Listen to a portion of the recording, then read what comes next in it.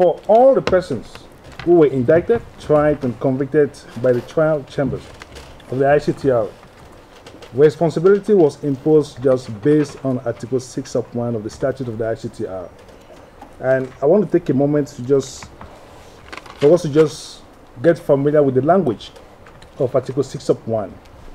Article 6(1) of the statute of the ICTR says criminal responsibility will be imposed on a person who planned, instigated, ordered, committed, or otherwise aided and abetted in the planning, preparation, or execution of a crime referred to in Articles 2 to 4 of the present statute.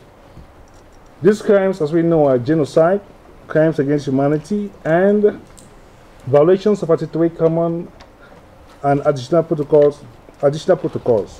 Now, how has the trial and the appeal chambers interpreted Article 6(1)? Let me first of all highlight something. The same statute which talks about the modes of participation leading to the imposition of responsibility contains a particular provision when it defines genocide, as well as enumerates the acts that are punishable, the crime of direct and public incitement to genocide. It features in the statute of the ICTR. How has the trial chamber interpreted that? Well, for direct and public incitement to commit the crime of genocide, liability will be imposed where the incitement is direct, is public, and for the commission of the crime of genocide. In addition, the jurisprudence says that direct and public incitement to commit genocide is an equal crime, which means that responsibility will be imposed whether it successfully leads to the crime of genocide being committed or not. The cases in point we have Jean-Paul Akayesu. I'm taking from bottom because that was the first case ever decided by the trial chambers. Akayesu, there is George Rutaganda, there is Afe Musema, there is Elizier Nitegeka, there is Juvenal Kaljari, there is Ferdinand Nehemana, Hassan Gese, and Jean Bosco Baguiza, popularly tagged as the media trial. And there is Simon Bikini and there is Kalis Kalimanzira. Then Article 6(1) says a person who planned, instigated, ordered, committed, or otherwise aided and abetted in the planning, preparation, or execution of a crime. That's the definition of the imposition of criminal responsibility under Article 6(1) of the statute. How have the trial chambers interpreted Article 6(1)? They've established that for criminal responsibility to be imposed under Article 6(1), it must be proved that the accused mode of participation substantially contributed to the commission of any of the crimes over which the ICTR has jurisdiction. They introduced the substantial contribution requirement for there to be criminal responsibility. Cases to illustrate this: Akayesu, there is Clement Kaishema and Obet Ruzindana, there is Afe Musema, there is Rutaganda, there is Ignace Baglishema, there is Clement Kaishema appeal chambers, there is Elizafan Ntakiritikumana, there is Laurent Semaza, there is Juvenal Kajeljari, there is Kalis Karimazera, and there is Idefon Hatrikimana.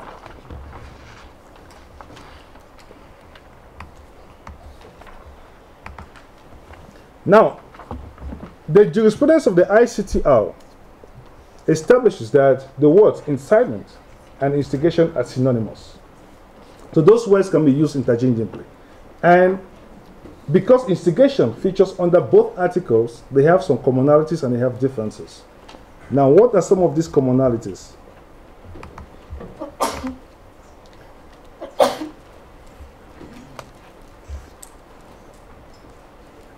Under Article 6(1), instigation features as an inchoate form of participation. Otherwise, instigation features as an as an inchoate crime. That's to say that the accused mode of participation must not necessarily lead to the commission of a crime. Now, the major difference that these two articles have is that under Article 2 sub 3c of the statute, incitement must be direct, public, and to the commission of the crime of genocide. For there to be criminal responsibility under Article 2.3c of the statute of the ICTR, the incitement must be direct, it must be public, and it must be to the commission of the crime of genocide. Under Article 6(1), there is no caveat, there is no qualification. Instigation must just lead to any of the stages of the crimes which the tribunal has jurisdiction. So Article 2(3)(c) is limited to the crime of genocide.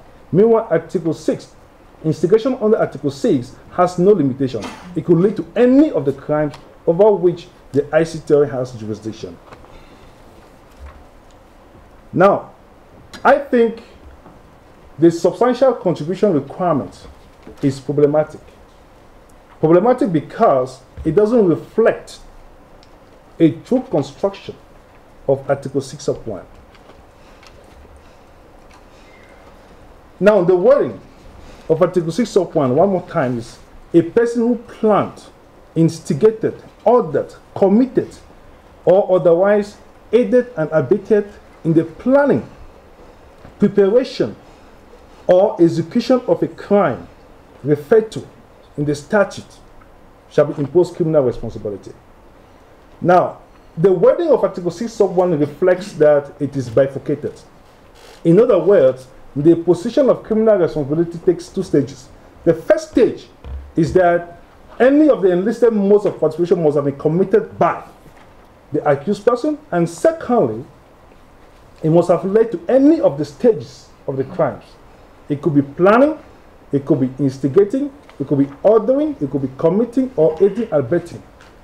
That will lead either to the planning, the preparation, or the execution of any crime over which the ICTR has jurisdiction.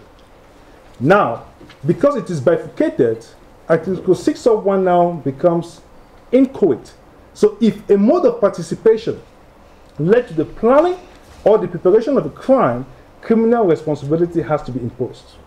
Definitely, the requirement of a substantial contribution is limited to just one stage of the crime, which is execution.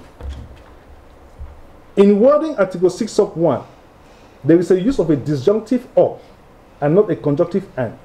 We are told that any of the modes of participation, not all, that leads in any of the stages of the crime. That could be planning, preparation, or execution. By insisting that criminal responsibility can be imposed only when there is a substantial contribution, it means the trial chambers, as well as the appeal chambers, limited themselves to just one stage of the commission of a crime, which is execution. So that is faulted because the wording of Article 6 reflects that there will be responsibility for inchoate crimes, or a participation must not necessarily lead to the commission. As long as that participation, that mode of participation leads to the planning or preparation, criminal responsibility ought to be imposed.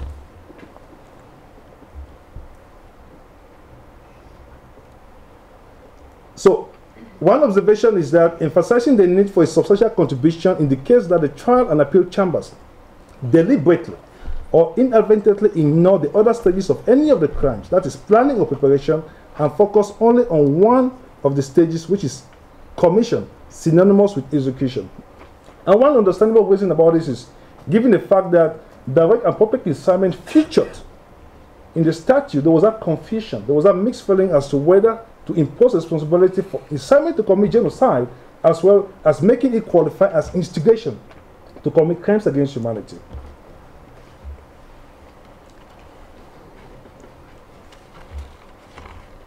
Now, the use of the word instigation and incitement in the statute, when you look at the judgment of the trial chambers as rendered in the case of Akayesu, the trial chambers noticed, or ought to have noticed, that there will be the possibility of a confluence between Article 6(1), with instigation featured as a mode of participation, and direct and public incitement to commit the crime of genocide.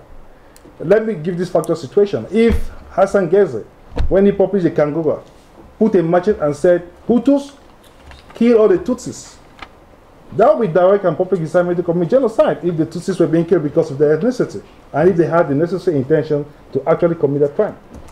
That will also qualify as crimes against humanity, or instigation to commit crimes against humanity, if that particular killing will fall within the framework of a widespread or systematic attack directed against the civilian population on any of the enlisted discriminatory grounds.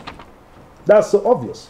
Now, there is a possibility of an overlap between instigation that qualifies as a mode of participation under Article 6(1) and direct and public incitement to commit genocide under Article 2(3)(c) of the same statute. Now, this went unnoticed all the way onto the case of the prosecutor against Kalimanzira, where they identified that there is this confluence and then developed a set of guidelines on how to resolve those issues in the future.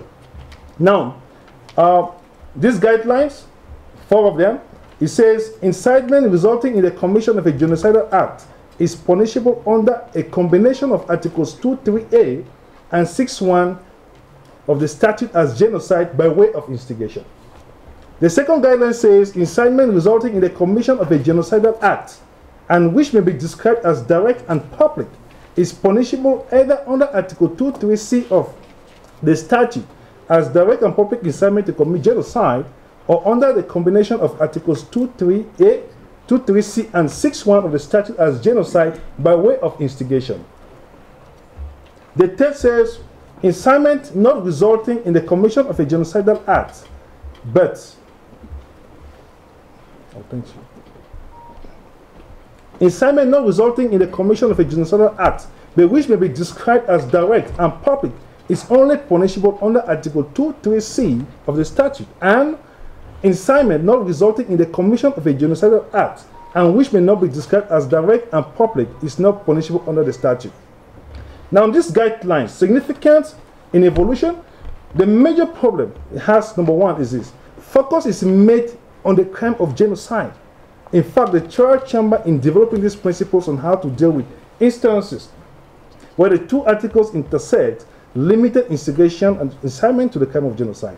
And secondly, the trial chamber remitted the mistake of previous judgment by focusing on commission, which is still the last stage as synonymous with execution spelled out in Article 6(1), rather than consider every other enumerated stage of the crimes. Now the question is it permissible to use the same facts that gave rise to a charge of direct and public incitement to commit genocide to also impose criminal responsibility under Article 6(1)? In other words, can similar facts be used for different criminal charges? The jurisprudence of the trial and appeal chamber say yes, cumulative charges and convictions are acceptable under certain conditions, which I won't need to elaborate. So, by way of conclusion, even though the trial and appeal chambers have made a priceless contribution to the evolution of the crimes of genocide and crimes against humanity, it failed in developing the jurisprudence on instigation as a mode of participation in the planning, preparation, or execution of serious crimes in international law. The trial and appeal chambers squandered opportunities to develop and contribute to the jurisprudence on instigation as a mode of participation. The ICTR introduced a requirement, substantial contribution, that does not square with the strict construction of Article 6(1). Neither is it in agreement with established principles of liability for equal crimes in criminal law. The requirement of a substantial contribution before the imposition of criminal responsibility has not only stagnated the development of the jurisprudence on instigation, it has propelled it to an ambitious and controversial mission from which it should retreat. Thank you. Thank you very much.